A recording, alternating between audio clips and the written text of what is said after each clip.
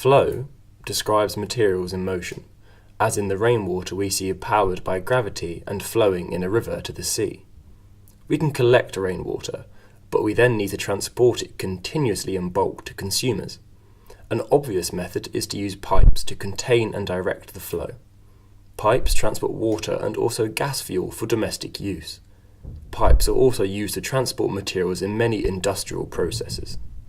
In many processes, we often need to continuously transport bulk materials in a pipe, for example, to transfer them between different stages in a manufacturing process.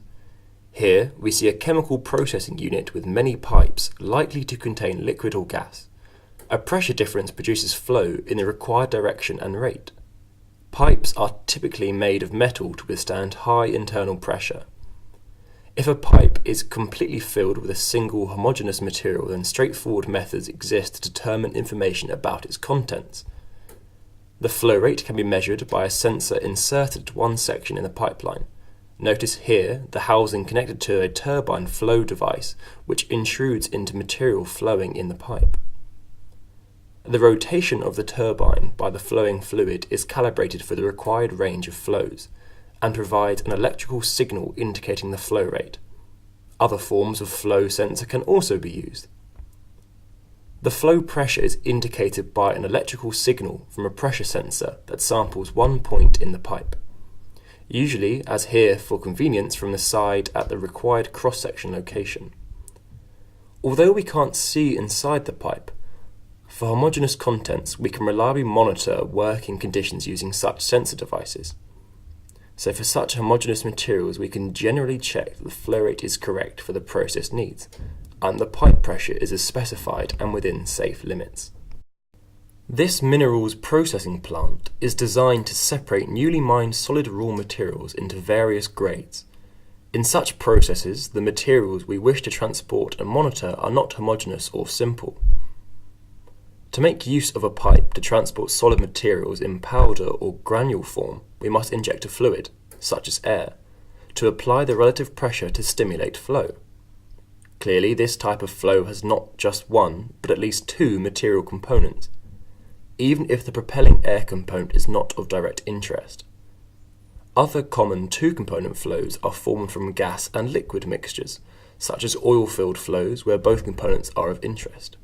Here, a process plant separates crude oil into fractions for various uses. Two-component flows formed from gas and liquid component mixtures are common in many industry sectors.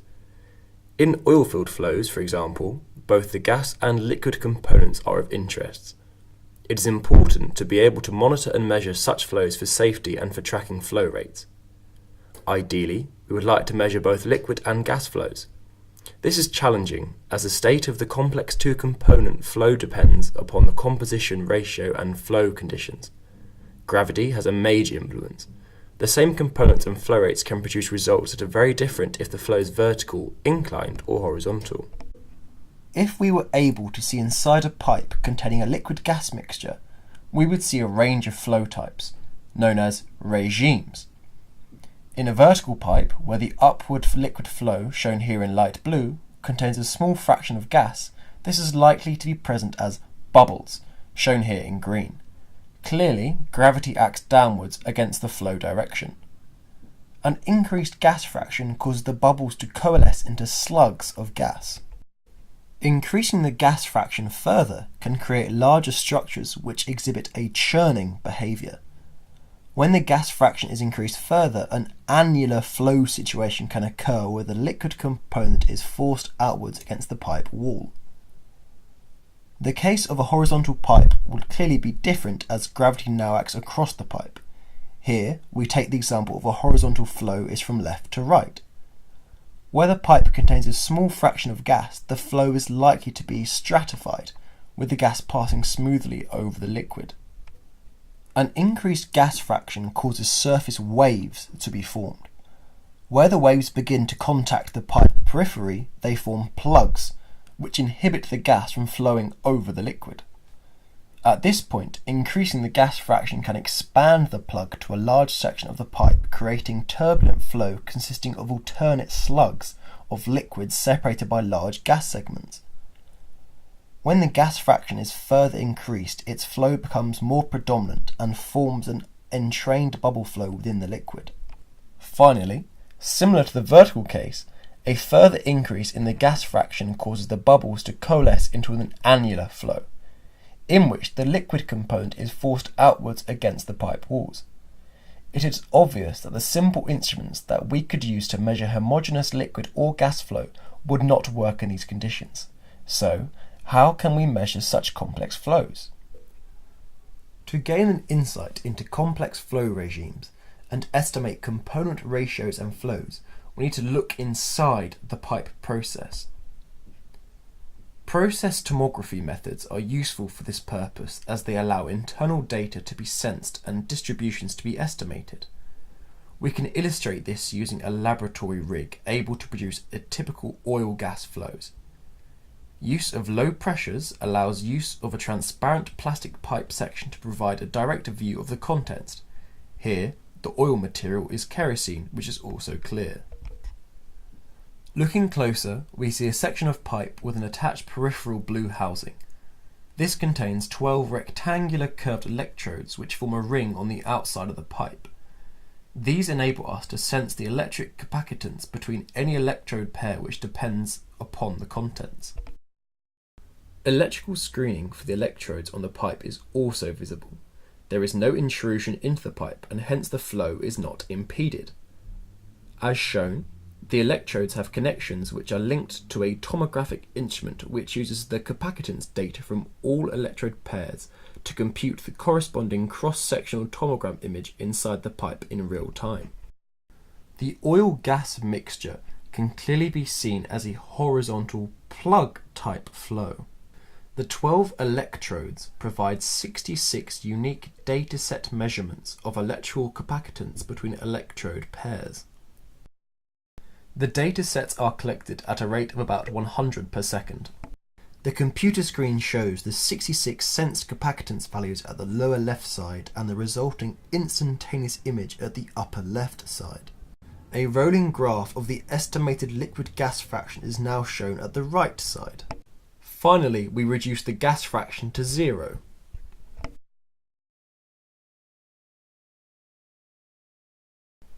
This looks promising, but we must be aware that the vast majority of oilfield flows also contain highly saline seawater, adding to the sensing challenge.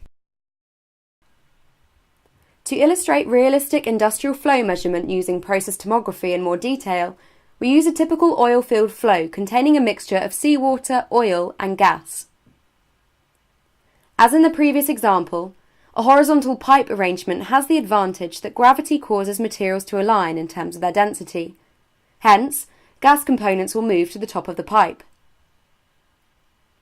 Here we'll use actual tomographic data to visualise the pipe flow. As in the real world, we can't see into the pipe, and even if we could, our view would generally be obscured by the pipe contents.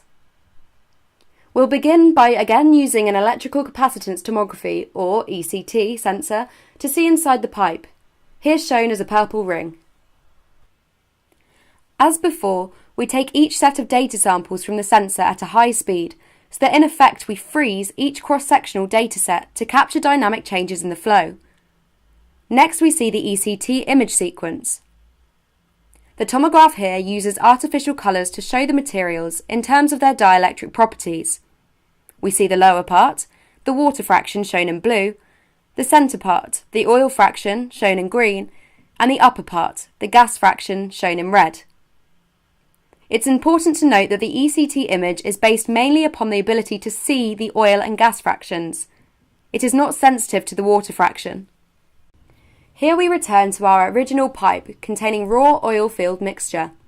Our ECT sensing gives good information on the hydrocarbon material fractions, but does not provide high confidence data on the seawater fraction, which will be contaminated with oil.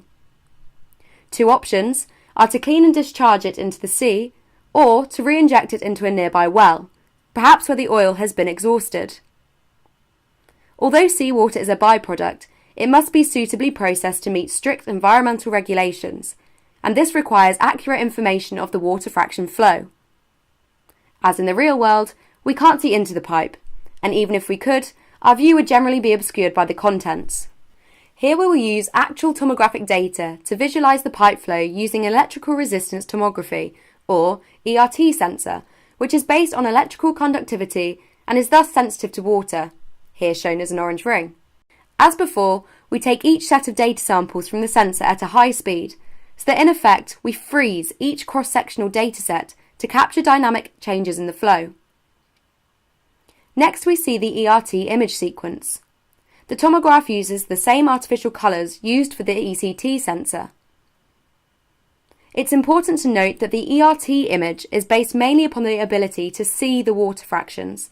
It is not sensitive to the gas and oil fractions. Here we return again to our original pipe containing a flowing oil-filled mixture. We have seen results from two forms of tomographic sensors that provide complementary data.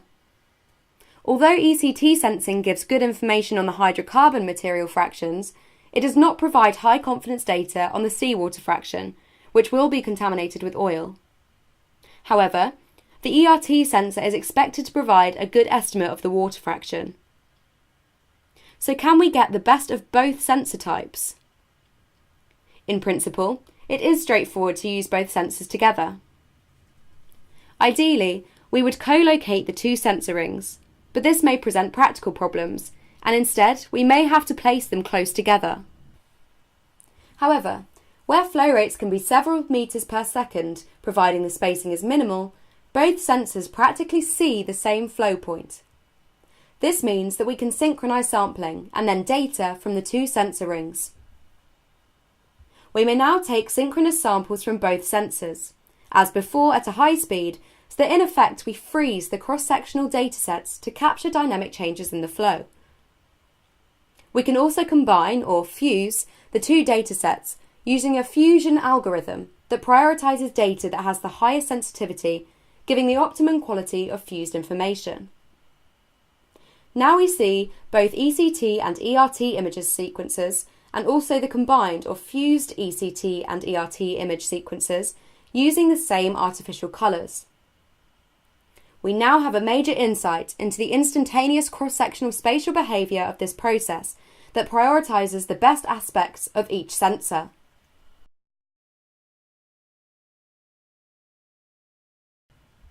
To gain an even deeper insight, it would be valuable to be able to study the time dimension. Just as we have viewed one cross-section, we can imagine creating a cutout in the pipe so we could watch its contents as they flow along over time. Of course, in the real world, we cannot cut open the pipe to look inside. However, we can display the fused tomographic data for the time instance that we have observed at one cross-section in the sequence of cross-sectional tomographs. So here, we gain an estimate of the flow as it changes along the pipe as we view the tomograph sequence over its total time. It is important to note that it is not necessarily the actual state along the pipe at one time, but the collected states over time at the position of the two sensor rings. Although we cannot see inside the actual pipe for this flow, we have now obtained important flow information in terms of the fraction of each of the three components, and their variation over time. Now that we have demonstrated that we can see multiple components flowing in a closed pipe, we can consider how this can be applied in an industrial setting. Information on the state of materials feeding a process is often critical to its control and management. For our oil field example, the first critical process is likely to be concerned with the early separation of the gas from the liquid fractions, which are then further refined into several materials. Here we see an oil field production platform, the typical first site of oil field processing. The gas fraction in itself is an important product, but pressurised hydrocarbon gas is potentially explosive. Hence, an ongoing knowledge of the gas fraction as it enters the separation process is essential for safe management. Typically, if the gas fraction is too high for safe operation, the excess amount must be flared. As seen here, the flare tower is typically always in standby mode. The separation and treatment of the seawater fraction is also a paramount environmental requirement. Hence, to manage effective treatment, accurate knowledge of the ongoing water fraction is important. Our raw image data clearly provides a major insight into the behaviour of complex flows in pipes. We also see the need for instantaneous information on the relative mix of the three component fractions: water, oil, gas. To transform our raw image data to provide feedstock information, we can process it to reveal the blue-coded water fraction, the green-coded oil fraction, and the red-coded gas fraction. Here we see the flow sequence again, with a rolling graph of the percentage fraction of each of the three components.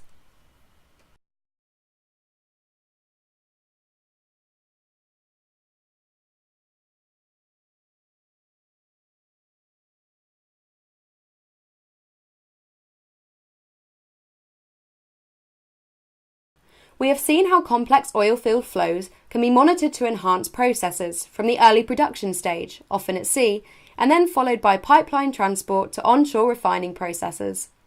These are used to create many advanced materials: tars and lubricants, polymers, plastics, diesel oil, kerosene, and petroleum. These materials allow us to build and power a vast range of facilities and advanced products. In contrasting applications, many food products are formed from complex flowing mixtures, where consistency to an accurate formulation is essential. We also wish to detect and remove any unwanted materials. A typical example is the critical need in baby food to detect small pieces of wood from raw material fruit plants. Personal and household products are also often produced from multiple components and require accurate formulation. So in summary, industry in general is continually pressured to enhance its performance. Business drivers press for improved productivity along with product quality, and increased return on investment such as process plant. Environmental drivers press for reduced pollution and waste. Energy drivers press for reduced energy consumption and emissions. We can classify and examine these various pressures and drivers in more detail. Here, the red circle represents business pressures which seek higher bottom line benefits. Our multidimensional sensing technology provides key insight to provide flow information to enhance process performance, leading to a higher utilization of product quality and safety.